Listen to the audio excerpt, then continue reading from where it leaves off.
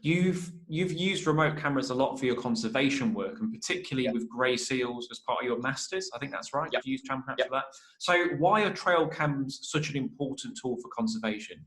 Oh, it's such a good question. Well, on the face of it, people are lazy.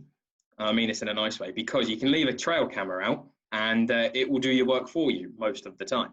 Now, what trail cameras are so good for is that it's a non-invasive method for a start. So you can put a camera on a tree in a really remote place, and you don't need to worry about, I mean, you can get super duper fancy ones, don't get me wrong, but if you're just using sort of your normal battery powered trail camera, you can tie it to a tree or a rock in a remote place, and you don't need to worry about getting a satellite dish up to get your data. You just got to go back every couple of weeks or a month to check it. So we use them in a way that they probably haven't really been designed for, because we use them on a Pinniped haul-out beach in North Cornwall. So rather than them being triggered by the sensor, which you can use a time-lapse function where you program the cameras to take a picture at a set interval. So I had the cameras programmed with the University of Exeter to take a picture every 5 minutes, every hour of every day during daylight hours. So you can imagine the amount of pictures that I had to trawl through. And unfortunately, quite a wide angle, so the seals looked like slugs more than seals, because they're just like little furry blobs. But so what we used them to do was look at their haul-out use across seasons, across tidal cycles, and we used the data that I got from the counts to link it to human disturbance. We had a footfall count to look at the number of people on the site, and we did that to model different things about how they respond to different variables and stuff like that. But camera traps in general, you can, especially in the last couple of years, they've come on leaps and bounds with the technology. I've recently, this year, I bought 2 of the Brown and Reckonforce Edges, and the step up from cameras that I used 4 years ago is fantastic. I think I might have bought that one recently. I bought a Browning something or other, and yeah, the quality is, It's because fantastic. you can pick them up from Aldi or Lidl, I think, and they're like a potato. Yeah. Like if you just want to know there's an animal in your garden, fair enough. But I mean, Film a hedgehog with a toaster. Yeah. Yeah, pretty much this shite, aren't they?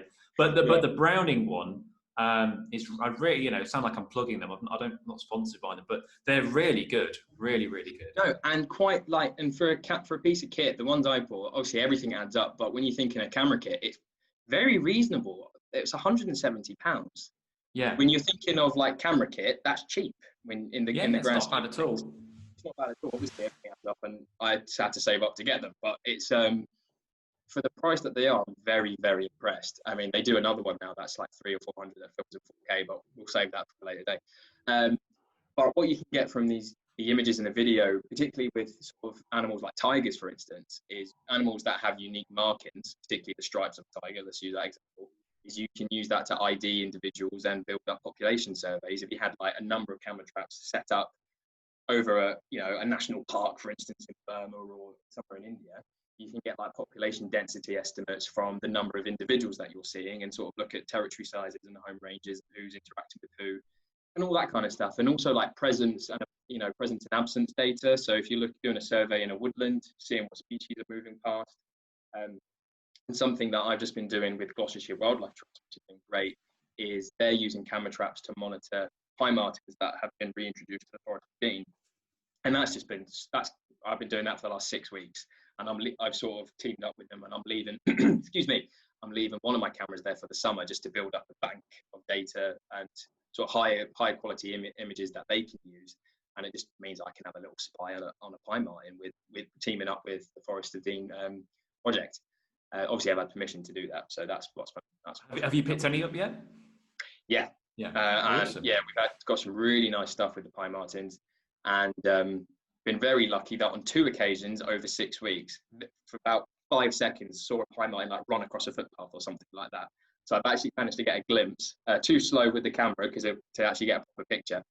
But yeah, no, amazing little critters. And yeah, I've kind of gone from marine mammals to then being locked in the countryside to going from marine mammals to mustelids, and I've kind of got like a little bit obsessed with like badgers and pine martens and stuff like that. So no, it's been a good little, and the camera traps have enabled me to do that. So yeah, as a bit of a passion project, I've been using my camera traps to monitor the badger family that live behind the house. So that's been fantastic as well.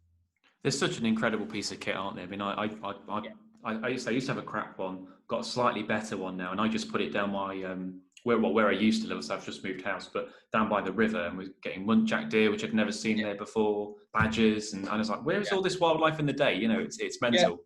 it is crazy, and it's like this little corridor that I have behind the house. There's like a field where people are grazing some sheep at the minute, and then there's a little belt of woodland. And there's like, as the woodland starts, there's a little patch of scrub that borders from field. It goes to a little bit of scrub, which is probably only like 4 meters across, and then it goes into the woodland.